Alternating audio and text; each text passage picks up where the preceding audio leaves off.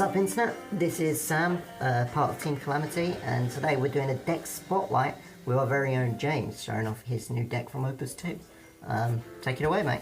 Cool. As some of you may know, as you probably saw from my Wind, Water, Gullwings, I absolutely love the water element, so I decided to keep it in this. And one of the cards that I loved from Opus 2 was Legendary Vincent. So I've decided to go with that. Did our first tournament today, went 4-0, winning myself another foil Sephiroth. Deck is absolutely brilliant, no problems with it at all, and there's nothing I want to change with it, so I wanted to show it to you guys. So, first thing first is your free Legendary Vincent. Death penalty is incredibly good. Some of the highlights from the match is I destroyed a Light Cloud and a Lan with it. I also destroyed a Waka and an Ash, so it's incredibly good. You generally don't do it early game, you would do it mid to late game-ish when you've got your backups developed, otherwise it's a bit too expensive. But yeah, incredible card. The fact it cannot be targeted or destroyed by effects was very relevant against Light Cloud and also against Odin. It was very, very good. You do need extra Vincents to discard. I don't generally summon this guy, and he will be being replaced by Promo Vincent when it does come out. If you're summoning this guy, you're usually in a bad position, but yeah, he's just generally used to discard for death penalty. But he is cool, quite handy as well when you've got Reborn on the board. I'll explain that a little bit later.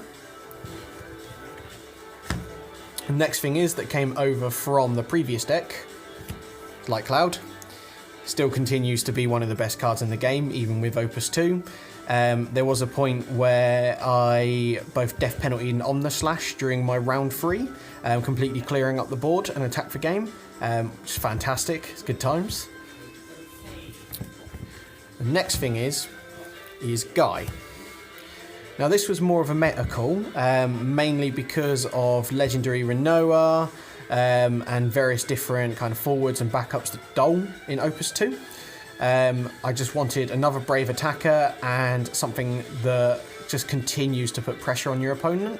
But yeah, overall good card. On par with Light Cloud, obviously in terms of stats and because it's got brave, but yeah, the ability that it can't be doled, pretty good. The next thing is I run double Cloud of Darkness, just for when the board is getting out of control. I need to be able to play this. I can keep my Light Cloud or my Vincent and either death penalty or do Omnislash, and that way the board is then completely in my control.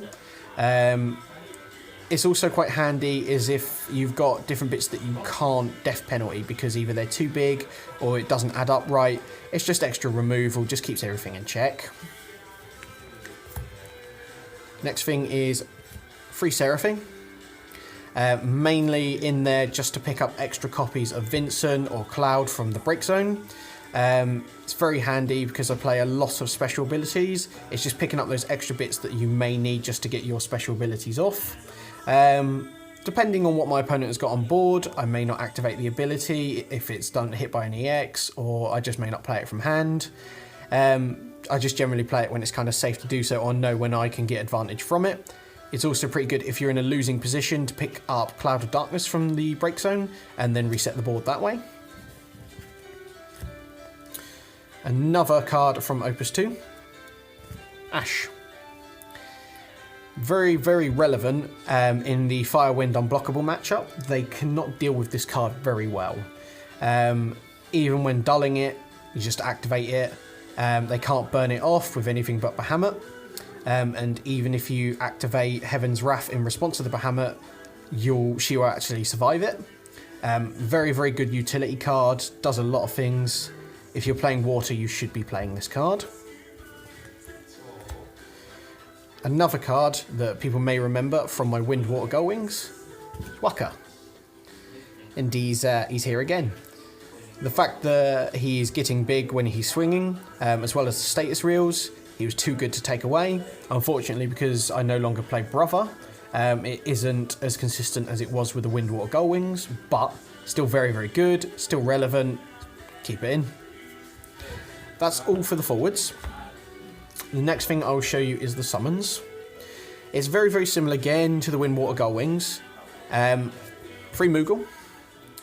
It's just drawing those extra cards, getting you those extra copies of the Light Clouds, the Vincents. It's just filling your deck, getting you what you need. The fact it's an EX trigger as well, extremely relevant. Next thing is free Leviathan. Again, all-round utility card, bounce threats, you know, keep your card safe, EX burst, becomes a 2-drop with backup Una, which I also play.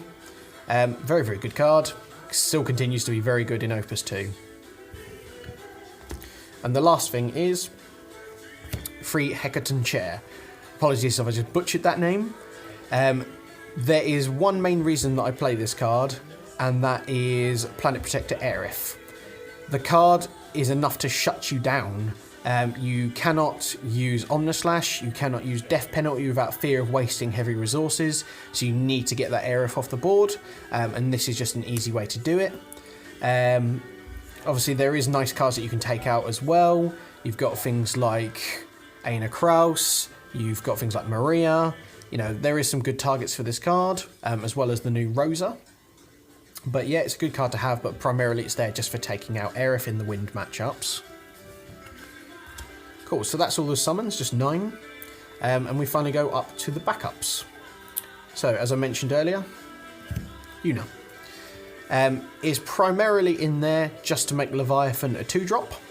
That's all it kind of does. Moogle is already a 1-drop, and Hecaton is an Earth. But it's good enough to keep in there because the Leviathan being a 2-drop is very, very relevant. It means that if you are just playing it from your hand, you only have to discard 1 water card to play it. It's good enough reason to play those. Okay, just a one-off Cosmos. I keep it in there because I do play the 6-drop Cloud, the red one, so I can play it in a pinch. It's just good for colour fixing overall. You know, you can play it, you can drop it, you can play it, it's up to you. I prefer playing it, it's just because it's good colour fixing. Next thing is to Rosa. I decided to play this card over Minwoo. The main reason why is because I found Minwoo to be a bit underwhelming. But the nice thing about Rosa is if you are going to get targeted by your opponent's summons, you are going to draw cards from it, so which means it will keep you in the game. But I found when playing this today, people were purposely throwing away their summons because they didn't want me to draw a card, which was fantastic. It meant that I was avoiding 3-drop Shivas, Odins, everything like that. You know, people just throwing them away just because they were scared of giving me card advantage.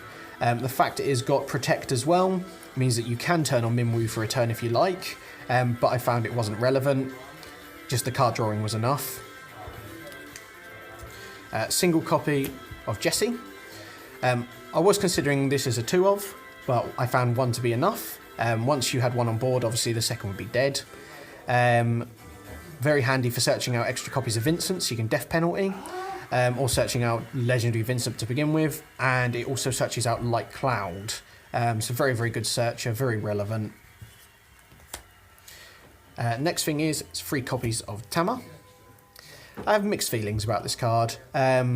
I haven't used its X ability to cheat in a Cloud of Darkness or anything like that into play. I'm sure there is good utility plays with it. For now, it's just a good 2-drop Earth backup that's got, you know, a little bit of extra surprise. If you keep it open, just keep it untapped. Your opponents are a bit more wary about swinging in because they're like, I don't know what you have. So that alone is kind of worth it. Next is 2 Aina Kraus. Again, apologies if I butchered that name. Wasn't originally playing it, but decided to put it in after I put in Guy.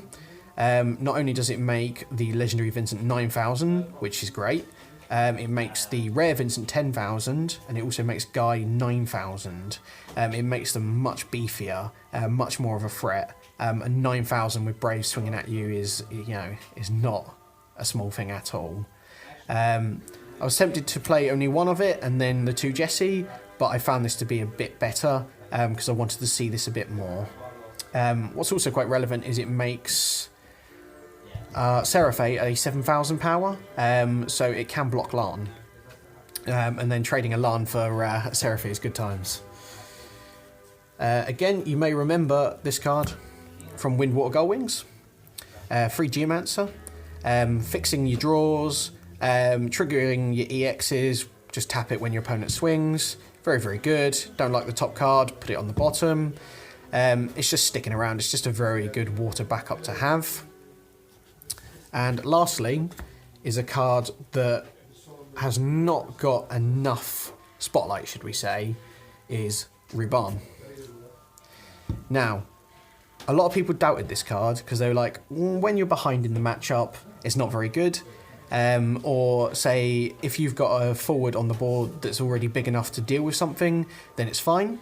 In this, I dealt with so many problem cards during the tournament. It dealt with a Light Cloud, it dealt with a Waka, it dealt with a Gordon, just so I could actually get rid of it straight away. Very, very good card. The EX trigger is absolutely nuts. I found myself drawing multiple copies of the card, so I had to discard them, but the fact that there's an EX trigger is worth keeping the free on board, and you can also rig it with Geomancer. Cool, so that's the deck in its entirety. Hope you enjoyed it. Remember, keep subscribing to us, enjoy the videos, and don't forget that we have our Winner Box event coming on April 9th. If you haven't seen the details of that already, I shall put it in the description below. But yeah, should be a good event, and we will be filming all of the games to upload to this channel as well. Right, cheers guys, bye.